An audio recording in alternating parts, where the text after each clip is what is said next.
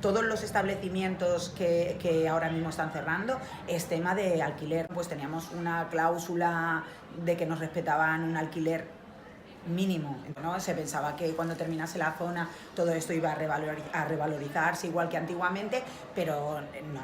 Botigues tancades, carrers amb molta dificultat d'obrir local, sigui pel preu, sigui perquè no té un atractiu.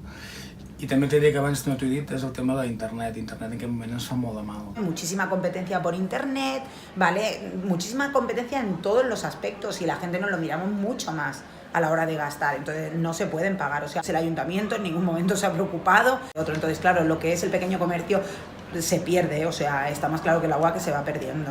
Els centres urbans són on ara mateix tothom estem patint força i és on hem de prendre mesures, evidentment, per intentar-ho modificar o enfortir.